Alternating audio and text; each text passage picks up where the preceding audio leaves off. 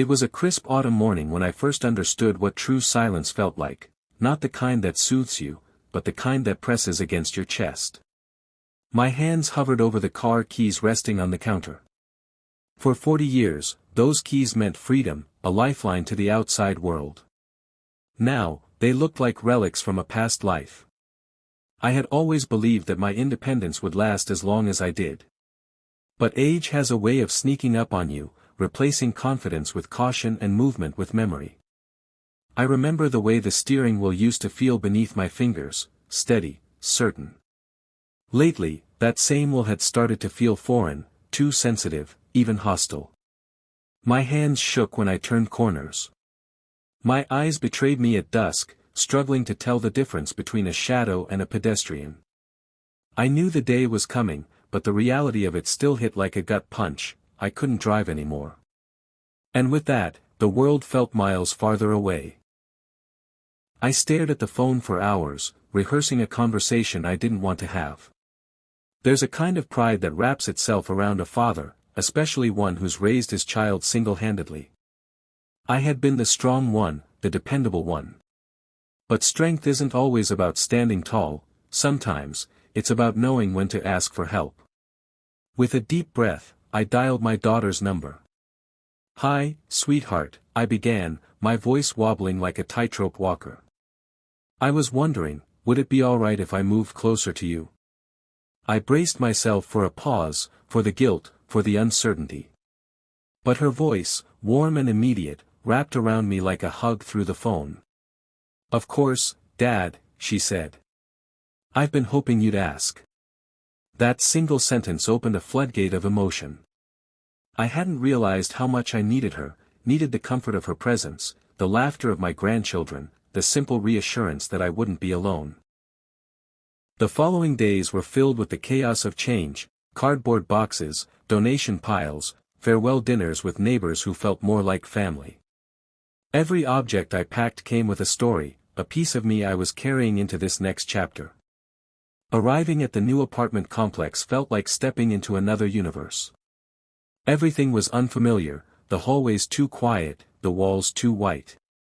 My daughter had tried to make the place feel like home, but I missed my creaky floors, my garden, my quiet rituals. That first night, I stared at the ceiling fan spinning above me, wondering if I had made a mistake. But change doesn't feel comfortable. Growth rarely does. And then came Lily. Lily, my neighbor with the firecracker spirit and silver-streaked hair tied back in a bun that refused to stay put. She introduced herself the old-fashioned way, with a plate of warm chocolate chip cookies and an open invitation to sit on her porch. I hadn't laughed that hard in months. She told me about her late husband, her son who lived a few blocks away, and how the smell of rain still made her feel 17. She made the unfamiliar feel less daunting. We became fast friends. Morning coffees turned into afternoon walks. Evenings were spent reminiscing under the stars. She taught me that vulnerability isn't weakness, it's the door through which connection enters. One evening, as we watched the horizon bleed into twilight, she said, "It's not about where you live, it's about who you live near." Her words clung to me. Slowly, I began to carve out a new rhythm. My daughter would stop by after work with the kids, their backpacks bouncing, their voices a joyful chaos that filled the apartment with life. Sunday dinners became a ritual. I taught my grandson how to play chess, he taught me how to use a tablet. There was laughter again, loud, uncontrollable, heart-healing laughter. But the moment that changed everything came unexpectedly. One Wednesday afternoon, I walked past the local library and saw a sign, "Volunteer Storytellers Needed." I don't know what made me step inside. Maybe it was curiosity. Maybe it was the hope of finding purpose again. But the moment I read my first story to a circle of wide-eyed children, something clicked inside me. Their faces lit up with wonder, their hands shot up with questions, and for the first time in years, I didn't feel old. I felt essential. I became a regular. They called me Mr. T, and their drawings of me, usually with comically large ears and a book in hand, filled a wall in the children's section. I had found a second act, a new stage to perform on. One afternoon, a little boy with bright red hair and untied shoelaces hugged me tightly. "Mr. T," he said, "I want to be a storyteller like you."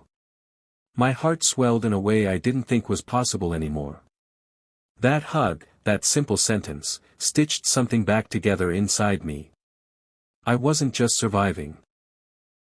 I was living again. And just like that, I found that the life I thought I had lost was still unfolding, just in a different shape. I had given up driving, yes. But I had gained community, purpose, laughter, and a renewed sense of who I was. I had stepped out of one chapter and into another, and this one, filled with porch talks, bedtime stories, and family dinners, felt richer than I could have imagined. So, if you're facing the end of something, be it driving, working, or even living alone, know this: endings are simply invitations to new beginnings. Vulnerability is not a burden, it's the bridge to connection. And sometimes, the scariest step you take becomes the most rewarding path of all. The keys still sit on my counter, untouched. But they no longer represent what I've lost. They remind me of the courage it took to start over, the strength it took to reach out, and the incredible life that waited for me when I finally did.